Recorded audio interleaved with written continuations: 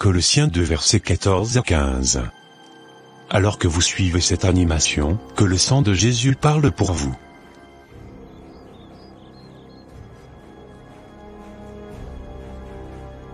Ma chérie, tu m'as tellement manqué. Toi aussi tu m'as beaucoup manqué. Je suis heureuse de te revoir. Je propose qu'on aille fêter nos retrouvailles chez moi. Mes parents ne sont pas à la maison. Tu en penses quoi? Je pense que ce n'est pas une bonne idée, qu'on se retrouve tout seul chez toi. La tentation n'est pas loin. La Bible dit de fuir l'impudicité. Ne donnons pas d'occasion à Satan de nous avoir. Ne t'en fais pas pour ça. Nous n'allons pas tomber dans le péché. Nous allons juste regarder un peu la télévision. Ok si tu le dis. Allons-y alors.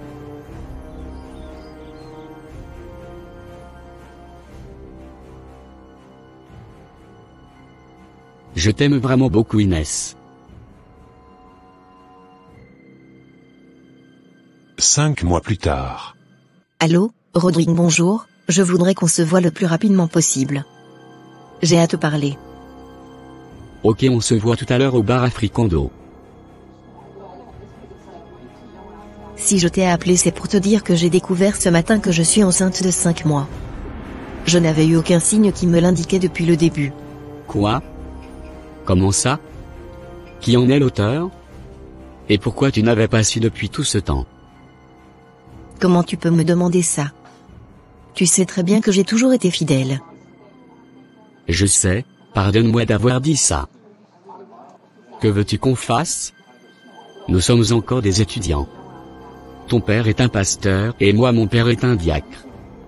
Si l'Église apprend cette nouvelle, on sera traité de tous les noms. Et déjà on n'a pas d'argent pour élever un enfant. Je n'ai pas pu dormir cette nuit. J'y pensais constamment. La seule décision que je trouve c'est l'avortement. Je ne peux pas garder cette grossesse, ça va détruire mon avenir et ma réputation d'enfant de pasteur. Ouf. Je suis totalement d'accord avec cette décision. C'est la meilleure chose à faire sur le moment. Mais 5 mois de grossesse, c'est très risqué. Je vais me renseigner pour voir. Ok, faisons vite alors, parce que la grossesse évolue chaque jour encore plus. Voilà le gros problème que j'ai grand frère. Est-ce que tu peux me trouver une solution? Oui, je peux t'aider. Il y a un vieux charlatan, qui est très fort pour ces choses. Même les grossesses de 9 mois, il peut faire avorter. Un charlatan? Mais moi je suis un chrétien. Je ne peux pas aller chez un marabout. Tu n'as pas le choix. À moins que tu décides finalement de garder l'enfant. Ok, je suis d'accord. Je regrette vraiment d'avoir désobéi à Dieu. T'inquiète, plusieurs personnes le font, tu n'es pas le premier à le faire. Ok, pas de problème. Amène la fille me voir ce soir à 21h dans mon lieu de travail. Je vais lui faire ça, elle ne sentira aucune douleur. Ok, merci Baba. Père Céleste, pardonne-moi, pour ce que je veux faire. Je sais très bien que l'avortement est un meurtre. Mais je n'ai pas le choix. Bienvenue jeune fille. N'aie pas peur. Couche-toi là et ferme les yeux, je te promets que tu n'auras pas mal, je suis un professionnel. Tu repartiras d'ici libre. Ok, j'ai compris. Mais j'ai vraiment peur de mourir pendant l'opération. Il ne t'arrivera rien. Ô Seigneur, pardonne-moi ce que je veux faire. Je suis venu récupérer le sang du bébé tué. Ok maître. Je ne savais pas que je venais ainsi de sceller une alliance satanique par le sang du bébé tué. Je crois que le mieux pour toi et pour moi, c'est qu'on se sépare. À chaque fois que je te vois, je me rappelle de l'horrible péché que nous avons commis ensemble. Je n'ai même pas osé me confier à quelqu'un par rapport à ça. Et je pense que jamais je ne le dirai à quelqu'un. Comme tu voudras Inès. Je sais que tu m'en veux pour ce qui s'est passé. Je te souhaite bonne chance pour la suite. Bonne chance à toi aussi. Quelques années après. Ma femme, je vais te déposer à l'hôpital et continuer pour le boulot. Je suis déjà en retard. D'accord, pas de problème. Je te tiendrai informé le soir. Alors docteur, comment se porte la grossesse? Tout va bien pour le moment. Je ne vois aucun mauvais signe comme pour les autres fois. J'espère vraiment que cette fois-ci, je vais réussir à garder la grossesse jusqu'à la fin. Je n'en peux plus de faire des fausses couches. J'ai vraiment peur, docteur. Ne vous en faites pas, madame. Les comprimés que je vous ai prescrits la dernière fois, vont aider le fœtus à bien s'accrocher aux parois de l'utérus. J'ai confiance cette fois-ci. Rassurez-vous. Je tuerai chaque enfant que tu concevras. Tu n'accoucheras jamais. Tu n'auras jamais d'enfant. Je me chargerai de te faire payer toute ta vie l'avortement que tu as fait dans ta jeunesse.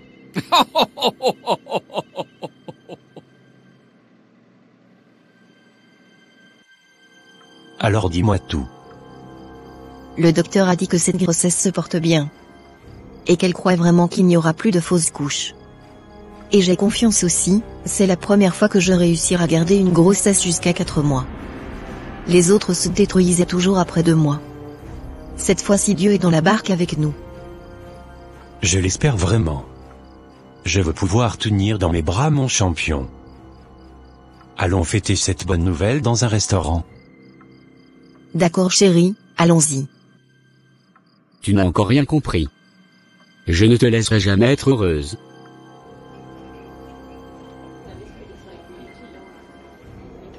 Si tu savais.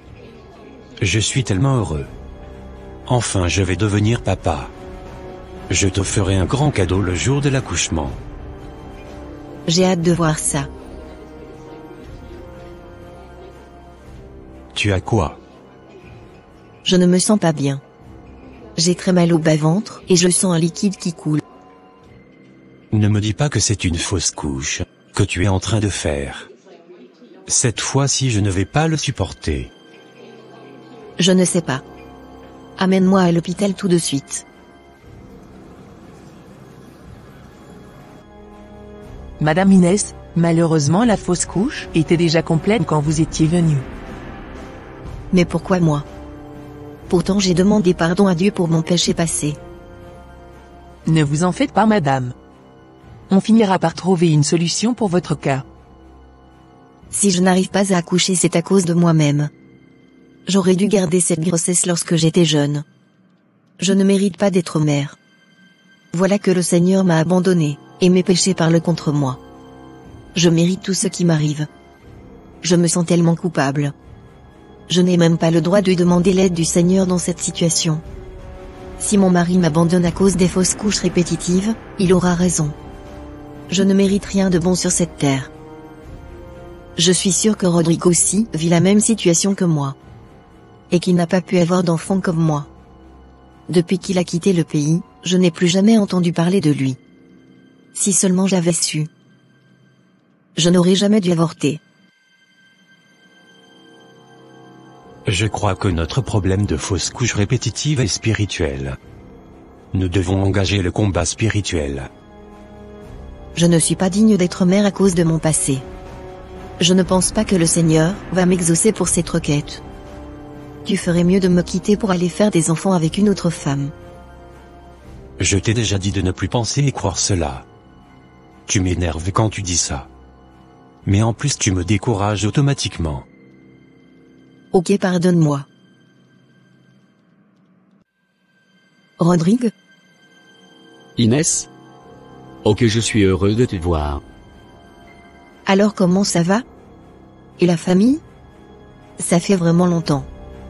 Je ne pensais plus jamais te revoir. Tout le monde va bien. Ma femme et mes enfants sont restés au Canada. Je suis venu pour régler une affaire au pays, et de ton côté? Tu as des enfants? Oui, 2 filles, et un garçon, et toi? Mais pourquoi tu pleures? Je suis mariée depuis 5 ans, j'ai déjà fait 5 fausses couches. Mes grossesses ne vont jamais au-delà de 4 mois. J'ai fini par croire que c'est à cause de l'avortement qu'on avait fait. Mais là t'entendre dire que tu as déjà 3 enfants me laisse perplexe. Je me demande pourquoi moi je suis puni. Le châtiment qui te donne la paix est tombé sur Jésus. Ne le sais-tu pas? Tu acceptes ces fausses couches parce que tu n'as pas encore compris que Jésus a effacé toutes tes dettes à la croix.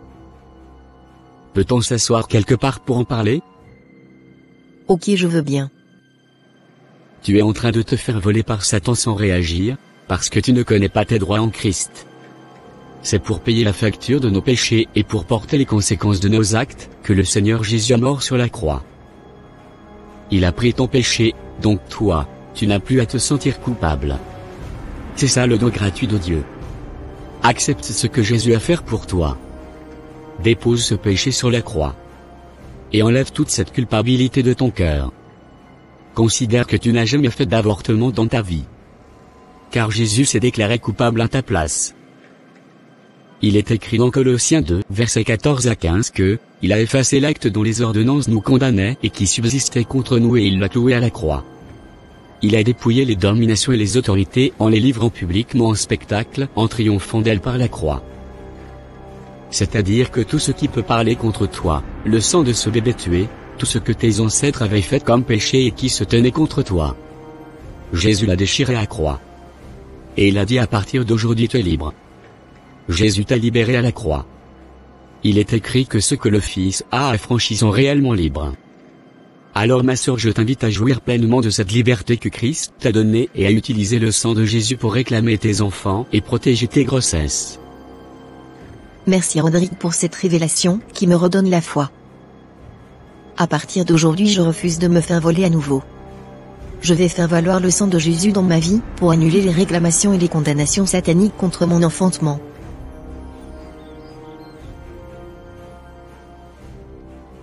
Père, merci parce qu'à la croix, tu as pris sur toi les conséquences de tous mes péchés. Tu t'es fait malédiction pour que je sois bénédiction. Aujourd'hui j'accepte ton sacrifice pour moi. Et je déclare que tu as effacé tous les actes qui parlaient contre mon enfantement. Je déclare que l'ordonnance qui déclare que je n'enfanterai pas est déjà clouée à la croix par mon Seigneur. Je rentre dans le mystère de l'œuvre de la croix, et j'invoque le bénéfice du sang de Jésus pour ma vie. Le sang de Jésus parle plus fort que le sang de ce bébé que j'ai avorté. Le sang de Jésus détruit maintenant toutes les alliances négatives que j'ai faites au travers de cet avortement, car je suis bénéficiaire d'une alliance bien plus excellente, l'alliance avec le Dieu Tout-Puissant. J'ordonne que le sang de Jésus ferme toute porte ouverte aux esprits des toilettes dans ma vie. Je plonge maintenant toutes mes futures grossesses dans le sang de ma victoire. Le sang de Jésus. C'est dans le nom de Jésus que j'ai prié et ordonné. Amen. Je vais le déclarer et le proclamer jusqu'à voir la manifestation. Je suis touché. Je suis vaincu par le sang et le nom de cet homme. Le sang a parlé contre moi. Je n'ai aucun droit sur elle. Son Dieu a déjà payé le prix pour elle. 2 ans après. Votre femme a accouché des jumeaux.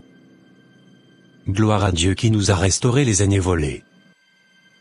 Il n'y a donc maintenant aucune condamnation pour ceux qui sont en Christ. Bien-aimé, peu importe le péché que tu avais commis avant ou après Christ. Choisis de rejeter la culpabilité. Car c'est une arme de Satan pour t'empêcher de bénéficier de la puissance de l'œuvre de la croix.